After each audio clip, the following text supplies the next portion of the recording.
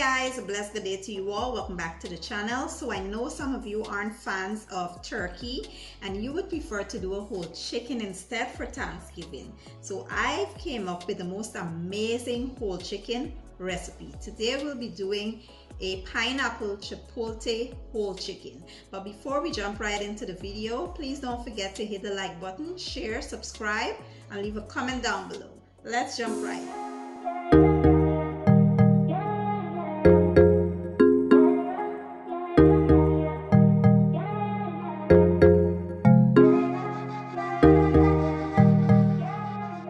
Okay guys, so for this recipe you'll need a few simple ingredients. Here I have a whole chicken which I already went ahead and washed thoroughly, and I'll be using the pure 100% pineapple juice. Do not use the concentrated kind. If you want to juice your own pineapple, that would be best. For the seasoning I have garlic and onion powder, all-purpose seasoning, black pepper, chicken bouillon, sazon, paprika, and some seasoned salt. I also have fresh green seasoning and my chipotle peppers. Let's get started. So basically what you want to do is just combine all the ingredients, and if you have a low tolerance for spice, you might just want to use half the can of the chipotle peppers. We're going to blend this to a nice smooth consistency, and pineapple juice is a natural tenderizer. So imagine how juicy, tender, and delicious this chicken will be. Once we're done blending to a nice smooth consistency, this is how it should be looking. If you want, you can go ahead and taste it. Everything here is edible. Make sure it suits your preference before adding it to the chicken. Now you want to pour it over top of your chicken. Make sure the chicken is well saturated with that marinade. And yeah, what I like to do is leave it like this for a good while, and then when I'm about to go to bed, which is late at night, I just flip it to the other side just to make sure it's being marinated on all sides and it's getting all that goodness. We'll cover this, place it in the fridge overnight, and tomorrow I'll show you what we'll do next. Now fast forward to the next day. I did take my chicken out of the fridge about an hour prior so that it can come up to room temperature.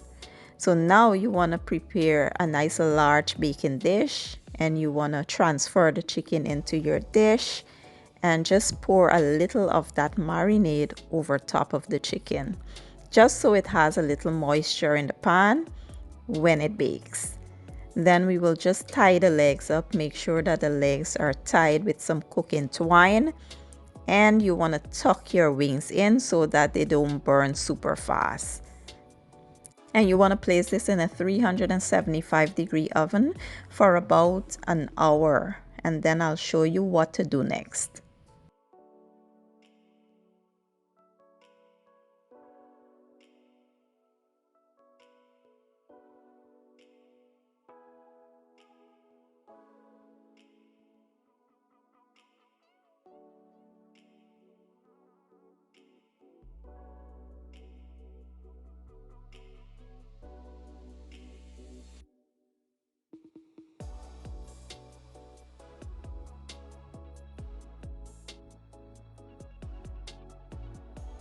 So here you see me basting the chicken, which I was basting it every 30 minutes since I placed it in the oven.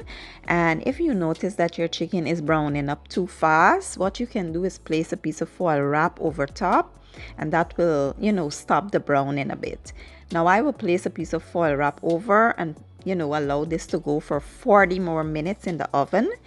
And after about 40 minutes, guys, this is how the chicken is looking. It smells absolutely amazing. I could not wait to dig into this.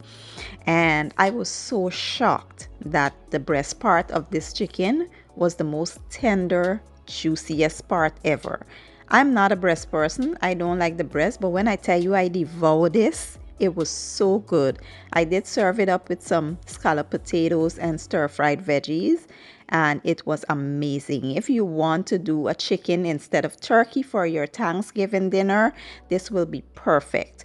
I hope you all give the recipe a try. If you enjoyed the video, don't forget to give it a thumbs up, share it, and leave a comment down below. I will leave all my ingredients down in the description box, and I'll see you all next time. Thank you for watching and enjoy.